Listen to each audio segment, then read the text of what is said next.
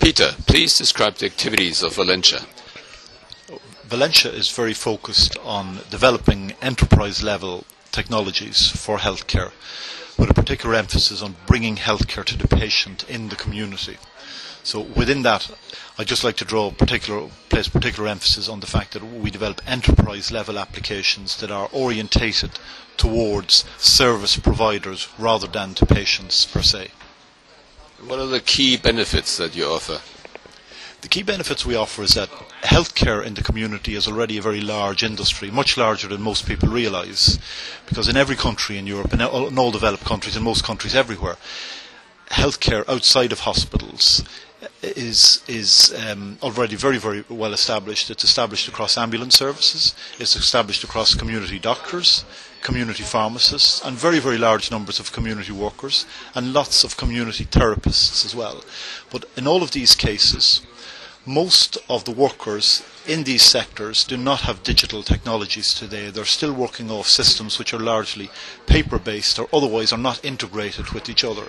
Now, our approach is that we offer a very integrated platform that transcends all of those professions and ultimately allows all of those sectors to work together in a very integrated way within the community. So how does that differ from other solutions? Well, it differs from other solutions in that because there is such a disparate range of service providers with different focuses at the moment, systems addressing these needs today tend to be very niche and are typically not integrated with each other.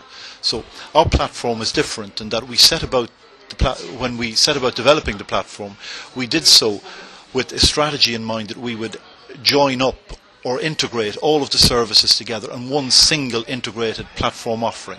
So on that basis it's very different because others, by having niche focuses, other systems, which are very good in their own right, don't integrate on a very broad basis. And that's a key differentiator of our platform. What are the impediments to deployment of mobile technologies in healthcare? Excellent question. One of the single largest impediments, and something which most service providers, technology providers, fail to understand fully, is that significant change management is required at a service provider level, at a healthcare service provider level. Now that change management requirement arises because with the advent of digital technology, work processes change quite dramatically. And they change quite dramatically, particularly at the point of care delivery. So associated with enterprise-level mobile healthcare systems is a huge requirement to change working practices and clinical practices at the point of care delivery. So as well as obviously introducing point-of-care capture devices, it brings different requirements around clinical audit and the fact that care providers are now being monitored very, very closely in a different way, and that information is now being exchanged on a real-time basis. So it means that from a service provider level, that change has to happen both in terms of the mobile workforce and how care is delivered at the point of care delivery, but it also means then from the point of view of the organisation and how they manage and configure services, that a lot of change is required there as well. And new imperatives arise, particularly in ability to do clinical audit and service overview in real time and service monitoring in real time, and that brings a different emphasis on service priorities as well. So how quickly do you think will change happen? Well, everybody agrees that change is inevitable.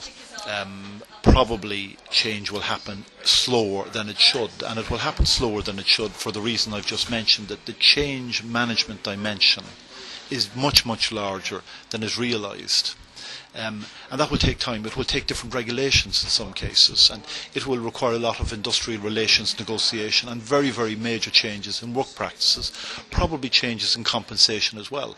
Now, all of those things need to happen in tandem with introducing new technologies, and then new protocols and new standards will have to be devised as well, particularly around care pathways in the community, because without digital technology being available, most of these opportunities cannot be addressed. So I see fantastic opportunities to introduce change. I see great opportunities to introduce improved standards and offer much improved real-time services. But at the same time, the emphasis on change management has to accompany that. How should care for the patient in the community be organized? Excellent question again. It needs to be organised in the context of aligning healthcare resources that are in the community with the patient at home. It needs to be aligned in a way that will converge the services which these resources provide with the monitoring of the patient at home. Like today, in many respects, while there is quite a lot of emphasis on telehealth and telecare, and while that is a very important emphasis, there is not sufficient attention paid to the resources that need to be deployed to help to manage the patient in the context of those telehealth and telecare services.